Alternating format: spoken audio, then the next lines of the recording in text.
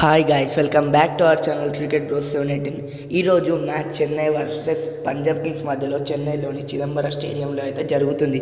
And ఈ వీడియోలో మనం చిదంబరం స్టేడియం స్టాట్స్ అండ్ ఈ రెండు teams head to head records and key battles, playing 11s with impact players గురించి అయితే మాట్లాడదాం. So let's get in to video.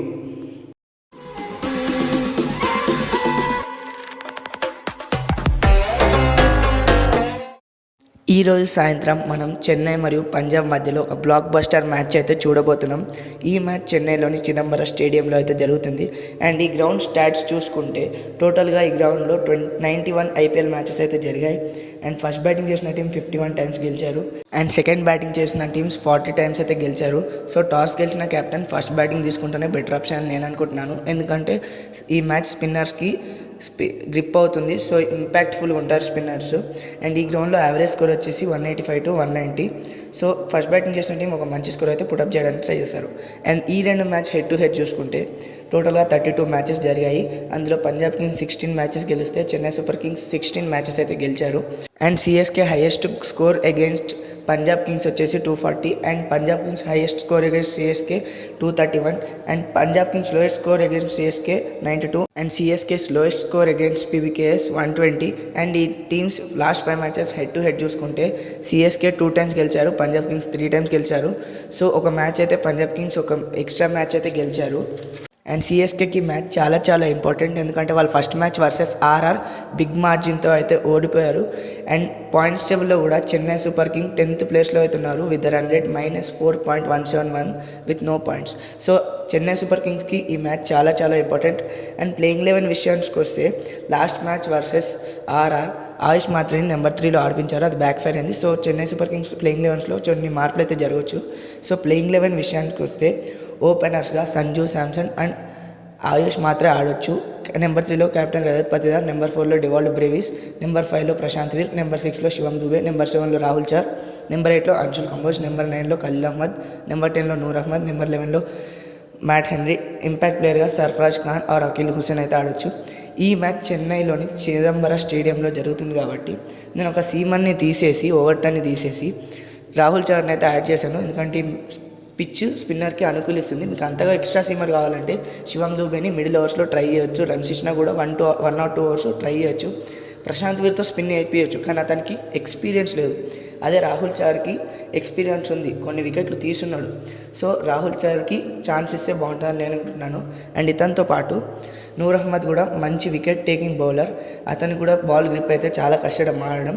And వీళ్ళిద్దరికి బాల్ టర్న్ అవ్వకపోయినా ఇంపాక్ట్ ప్లేయర్గా అఖిల్ హుసేన్ అయితే తీసుకోవచ్చు, ఆప్షన్ ఉంది. లేకపోతే బ్యాటింగ్ డెప్త్ కోసం తీసుకోవాలంటే సర్ఫరాజ్ ఖాన్ కూడా ఇంపాక్ట్ ప్లేయర్గా ఉన్నాడు. అండ్ పంజాబ్ కింగ్స్ ప్లేయింగ్ 11 విషయానికి వస్తే లాస్ట్ మ్యాచ్ వర్సెస్ గుజరాత్ వాళ్ళు మంచి విక్టరీతో వస్తున్నారు. అండ్ వాళ్ళ టీమ్ కాంబినేషన్ కూడా చాలా బాగా సెట్ అయింది కాబట్టి చేంజెస్ అయితే జరగకపోవచ్చు. అండ్ ఓపెనర్స్ విషయానికి వస్తే ప్రియాంచార్య, Prabhsimran Singh, and number 3లో C కొనోలి, and number 4లో Shreyas Iyer captain, number 5లో Nehal Wadhera, number 6లో Shashant Singh, number 7లో M Stoinis, number 8లో M యన్సన్, number 9లో జావేర్ Bartlett, number 10లో Harshdeep Singh, number 11లో Vaishakh Vijay Kumar. And impact ప్లేయర్గా యుజ్వేంద్ర చహల్ అయితే రావచ్చు. Last match versus Gujarat Giants C కొనోలి మంచి నాకైతే ఆడాడు. 44 balls 72 runs కొట్టి బ్రిలియంట్ నాకైతే ఆడాడు.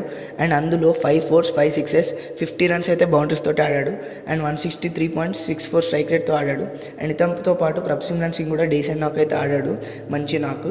అండ్ అతనితో పాటు బౌలింగ్లో వైశాఖ్ విజయ్ కుమార్ 3 for 34 మంచి బౌలింగ్ స్పెల్ అయితే వేశాడు. వీళ్ళు ముగ్గురు ఈ మ్యాచ్లో చాలా ఇంపార్టెంట్.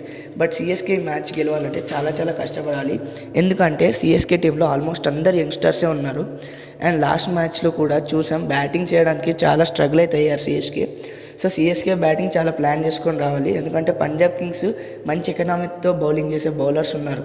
సిఎస్కే ఈ మ్యాచ్ గెలవాలంటే ఓపెనర్స్ పవర్ ప్లేలో మంచి స్కోర్ అయితే పుటప్ చేయాలి. అండ్ బౌలింగ్లో పవర్ ప్లేలో పంజాబ్ కింగ్స్ వికెట్లు అయితే తీయాలి.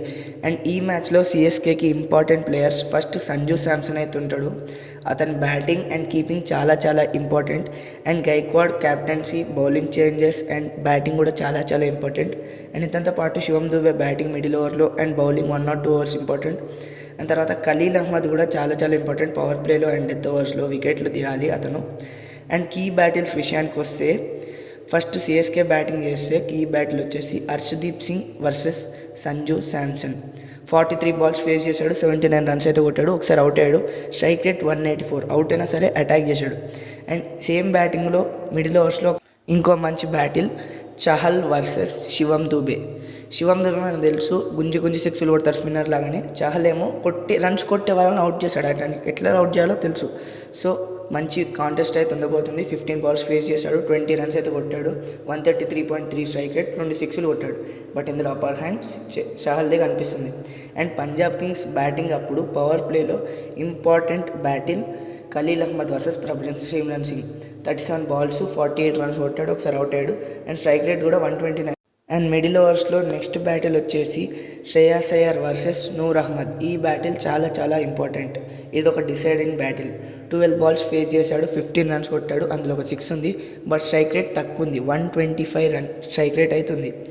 అండ్ ఇవి నాకు ఈ బ్యాటిల్స్. మరి మీకే బ్యాటిల్స్ ఏవో కామెంట్ అయితే చేసేయండి. అండ్ ఈ teams both the teams playing 11 బట్టి చూస్తే నాకు స్లైట్లీ సిఎస్కే ప్లేయింగ్ 11 కన్నా పంజాబ్ కింగ్స్ కొంచెం స్ట్రాంగర్గా ఉన్నారు. అండ్ లాస్ట్ మ్యాచ్ గెలిచి వస్తున్నారు కాబట్టి ఆ కాన్ఫిడెన్స్ ఉంటుంది. బట్ సిఎస్కేకి ఇది ఒక హోమ్ గ్రౌండ్. చెన్నై చెప్పకూడదు, హోమ్ గ్రౌండ్ అడ్వాంటేజ్ ఉంటుంది. వాళ్ళకి హోమ్ గ్రౌండ్ అడ్వాంటేజ్ ఎలా తీసుకోవాలో తెలుసు, అండ్ అలవాటు కూడా. సో ఈ మ్యాచ్ అయితే ఒక మంచి టఫ్ ఫైట్ ఉండబోతుందని నేను అనుకుంటున్నాను. అండ్ ఫైనల్గా ఈ మ్యాచ్లో నేనైతే చెన్నై సూపర్ కింగ్ గెలుస్తానని నేను అనుకుంటున్నాను. మరి మీ రేటింగ్ గెలుస్తా అనుకుంటున్నారు కామెంట్ చేయండి. సో ఇంకో మ్యాచ్తో ఇంకో వీడియోలో కలుద్దాం. Subscribe for more videos. Thank you.